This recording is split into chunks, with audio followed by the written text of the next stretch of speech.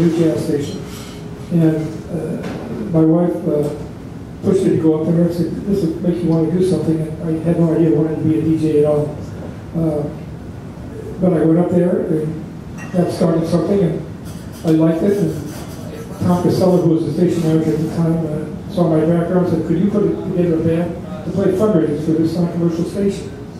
That's how it all started. I got musicians, some, bless their hearts, some of the best ones in the world. No, some of the worst ones. I answered that ad in the Oregonian. Went through about 10 trombone players, 30 trumpet players, saxophone players. Then, when Mr. McVeigh from Monday Committee called and said, why don't you get some educators in your band, teachers that are semi-retired from playing and might want to do this. And that's what I did. Got some educators in, Rick Tibbetts, from the very beginning of the band is there. And they told me who to get. And then we started getting some younger players in. One thing led to another. We were playing stock charts. Our first job, I can tell you, right now, I don't want to go away from Stan Kenton because that's what it's all about. But our first job was at Elks Labs in Milwaukee. And let me tell you, nothing against the Elks, but they talk to you about beats. Can you play 120 beats to the left? I don't know what they're talking about. I don't know, we're playing swing music. And we had 9 charts for a 3-hour job. 9 charts. 3 Glenn Miller charts. I had with Jerry Gray's band, and when Jerry Gray, this is some of his band, because he didn't want to play Miller music, he wanted to play his own music. I got a bunch of charts from him, Miller. So we had Tuxedo Junction, String of Pearls. So we played In the Mood about 4 times that night to make things last. We faked things in between. We had the trumpets come up and blow some solos. We got through that by our riches. And so we decided, well, we got to put something together. So we got arrangers. To make a long story short, we got better musicians in, and to the date of what I have now. And that's how that happened. Tomorrow night you have Rebecca Kilburn singing with you, and let's move on. Let's talk about the vocalist in Stan Kenton's band. But first, I just want to, really point out that Rebecca is she has perfect pitch. She is a real classic, great singer in the tradition of Ella Fitzgerald. Really, she just nails it. And the other singers that we're going to talk about here now, Chris Connor. Everyone remembers that great 1958 image of Anita O'Day at Newport. Let me pick up from where Shawn was talking. I'd like to talk about Rebecca. In the old days, the word diva is a beautiful word. It means divine. It means, when you talk about a female vocalist, diva is the best. Today, sadly, it's closely aligned to prima donna, which means argumentative, temperamental, the B word, okay? Musicians don't like the word. Those are the kind of vocalists musicians can't stand. First of all, most musicians do not like to work with vocalists because they want to do instrumental things. That's the reason. Rebecca Kilgore is a gem. She's like one of the boys. She's a pro. She's a musician. Very easy to work with. So the best context of the word diva, she's a diva, a great diva. We're pleased to have her with us because she understands the June Christy material. There's a few numbers you'll hear where the background is very contrapuntal, and June even had trouble with it. Her husband Bob Cooper wrote a lot of we're not getting into the real intricate material like Willow Week for Me or the blues stuff that she did with Dan, which had great background. She was not even close to the melody line that June had to sing. Rebecca could do all that. We're doing some of the great things that Rubel wrote for June Christy, arranged for June Christy. And Becca will come right through, and we had a real short rehearsal with Becky, who has not seen this material since we did it with Rubel. So it's going to be fun. The musicians love to work with Becky, so it's going to be fun. What are your thoughts on why Kenton brought in vocalists? It seems in some way contradictory. You have this intense brass section, very instrumental band, very, what was it for contrast? Was it because these vocalists are a very important part of that orchestra? Well, yeah, Don Paul's the same tradition. They have a lot of life. But when the Negro Day June came in, there was a vocalist in their intro. We all did intro, and Stan was not very happy with her. she was a good singer, but her voice didn't set to the orchestration that Stan had set up by the Rangers. Anito Day had that down. But when Anito Day was with Ken's band, the band was still pretty much what I would call a swing type band. They weren't getting into intricate numbers. And Stan, I tell you a story, which is pretty well known in all the documentaries on Stan. He wanted to get big sellers on instrumentals. His biggest sellers were Tampico and Your Tears Flow Like Wine, which was a punk song, but Anito Day made it. If you going to the early, I think you remember that, and Her Tears Flow Like Wine, it was played on radio day and night. It was one of the biggest sellers Stan ever had. He hated it. And his only instrumental that really did well, and no others ever did, was Eager Beaver. That's why Capitol kept him on contract. But you have to come in Capitol Records because they did not make money on most of his material, and they kept him on contract. So the head guys up there felt they loved Stan, they loved his vision, and the only reason he left Capitol was because later in years, in the Beatles era, it was the Beatles that was contracted with Capitol, and all the other groups on that, they were making money for Capitol. They let the Kent music slide, really slide. They wouldn't reissue hardly anything, so he left to create his own recording company, Creative Records, which was on Crenshaw Boulevard in Hollywood. And that's where I had a chance to go to meet Kenton in person. You could actually meet him there. Anybody come off the street and just talk to him. So he began reissuing all his material, and it's all available now. Everything by Kent is available now. So those of you that, and I hope tomorrow night we can inspire the audience who come into Kent to go out and buy his material. And it sounds like it was written tomorrow. His material still sounds like it was written the next day. It's fresh to me, but I'm not a fanatic. And if you're going to Kent follow it, whether you think you're or not, you're a fanatic. And maybe, hopefully tomorrow night there'll be people in the audience that come because somebody's bringing them, and they don't know too much about Stan Kent. Only to June Christie, because when she went out on her own with Pete Rubel's material. So whatever happens, we hope we open the door to new people living Mr. Kent. Stan Kenton is hard to categorize. There's no question about it. I think it's going to go forward. We're still going to be working with that. That's why it's great you're bringing that. We've only got about 10 minutes left. I'd like to open questions up here to anyone in the audience that might have a question. You know, you've been listening to art for 3 decades. It can be about anything. You'd be happy to answer it. And I'll get the question. And this is a podcast, by the way. Oregon Music News is who is recording this, and you can listen to this. Again, Tom D'Antoni over there is a real driving force behind this, and this is a great thing. All these jazz conversations. Tom D'Antoni also with KMHD, so it is a kind of KMHD night here. Alumni night, yeah. Any questions? Anybody want to ask Art anything? I have a question, Art. You talked about Stan's feelings about swing. I wanted to ask you about his feelings toward Bob. We were listening last night to Les Brown's band, 1949. They were playing Bob charts. Artie Shaw tried Bob. I've even heard you play some Tommy Dorsey arrangements that were Bob. Of course, the audiences didn't like it. It didn't last at all. Now, great question. Tom Holmes. Can you repeat the question? Paraphrase it for the microphone. Asking about Bob in that era. You're right, there is a Stan Kent, there is a Bob in any of Stan. Stan didn't go with the tide. Right, when Bob came out, he was a Dizzy, and I'm a Bob. I grew up in that era in LA. In fact, this is documented too. When the voting came in, I forget what age I was. This had not gone to LACC yet. We put Dizzy Gillespie's name on the ballot for president. And we had little keys. We walked around LA with little keys. And we actually had him on the ballot for president, and we're supposed to. Anyway, again, Bob came in, and nobody could understand it. But you're right, great bands like Les Brown, who was probably one of the best dance bands, because they appealed to not only jazz people, dancers too. Guys like Don Faber, of course, who was in the band, and Ted Nash came out of that band, went on to become big jazz stars. But Charlie Barnett adapted to Bob.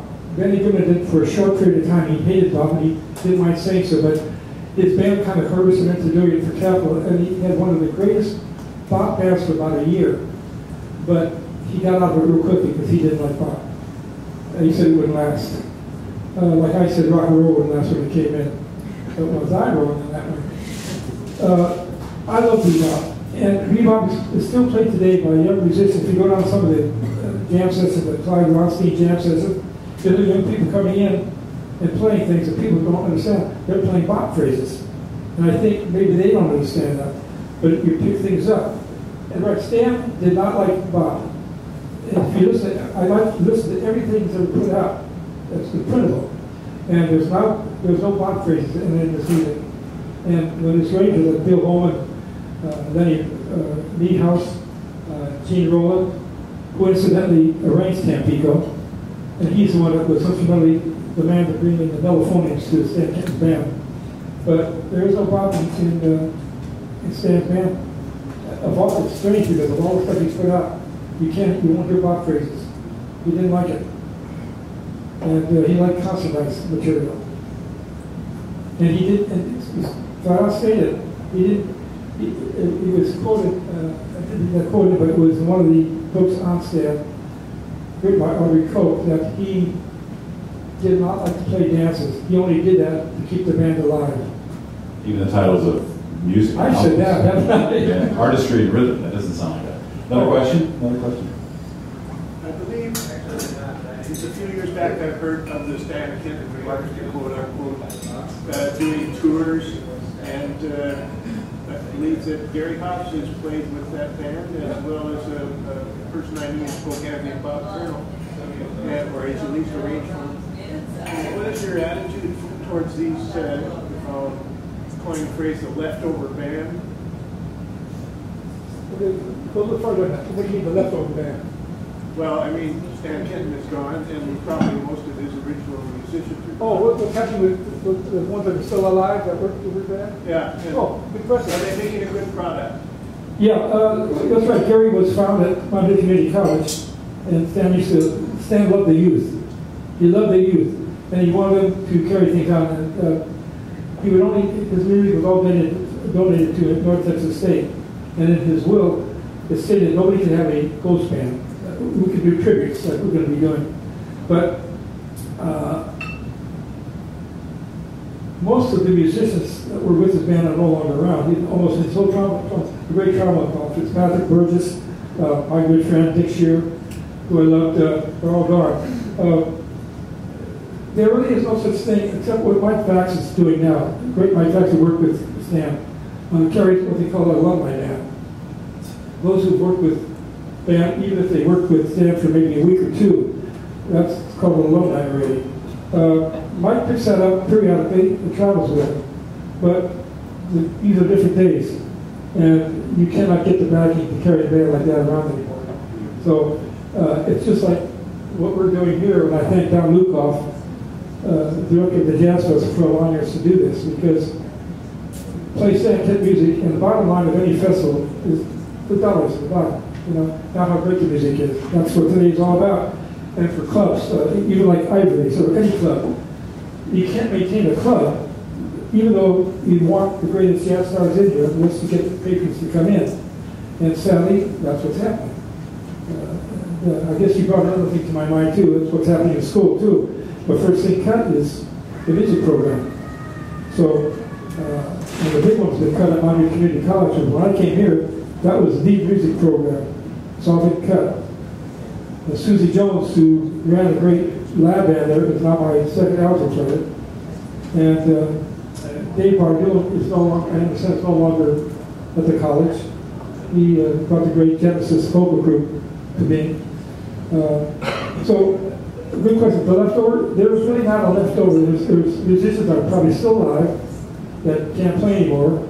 And on the big sessions that they have in Southern California, which I haven't been to yet, which Tom is going to, good friend Jack Todd here from California. He came up, he's gone to see where all the Kenton leftovers, like you say, are still there. Yeah. Retired, not necessarily playing anymore. And like Jack told me, when they do a Kenton tribute, the younger guys are able to play this stuff now. So They'll never be another Stan Kenton band, but there'll be tribute bands like ours, and we hope that the tribute bands do it well. No one will do it like, you can't cover it up, you can't do Glenn Miller like he did, even though the band had a lot of flaws. The early band of Glenn Miller, they weren't great musicians, but there was chemistry. And we played Glenn Miller in that band. The Kenton band, like again, if these musicians are schooled, the young ones come out of college, the best band, I think the best musicians that can play it are coming out of North Texas State. But there are no such thing as a leftovers. It's either a Mike Fax alumni band until they disappear.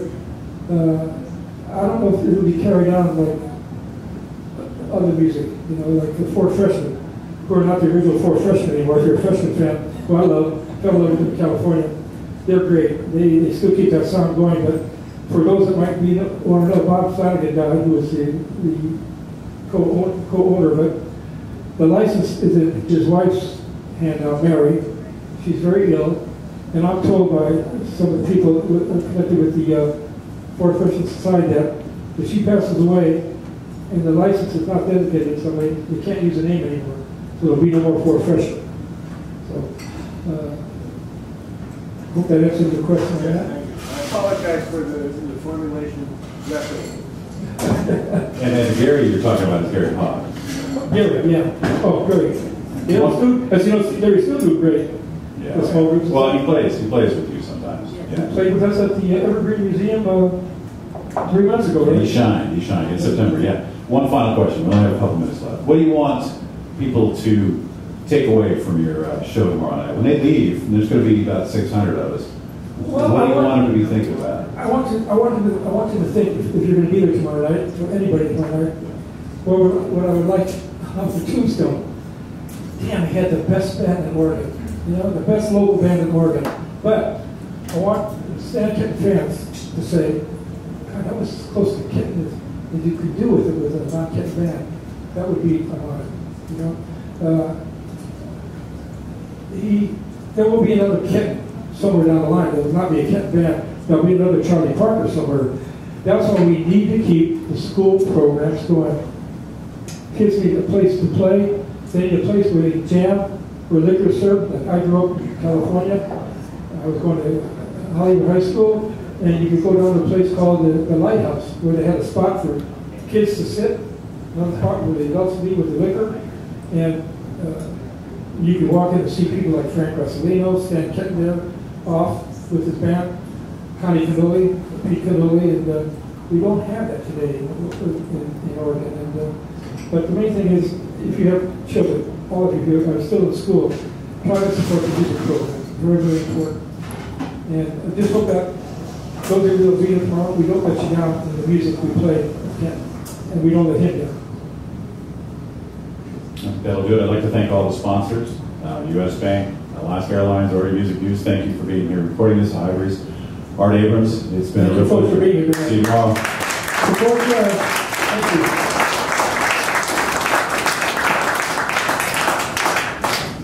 Thank you, Mr. D'Antoni, back there, and your friend. But he's got his foot wrapped around the cord. Okay. Oh. This is pretty clean. You want me to just bounce it out? Yes. Yeah, this one. Everybody eat.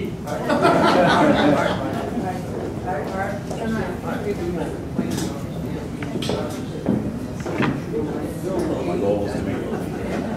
This is what he's saying that. This is about the beginning of everything. Well, that's what I mean. That's the biggest thing in this game.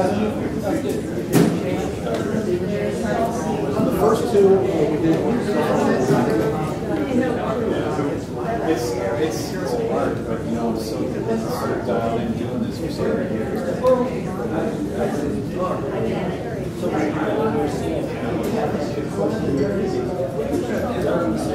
Get it on record. Out there, didn't get it. Appreciate the information. Yeah. I'm sorry.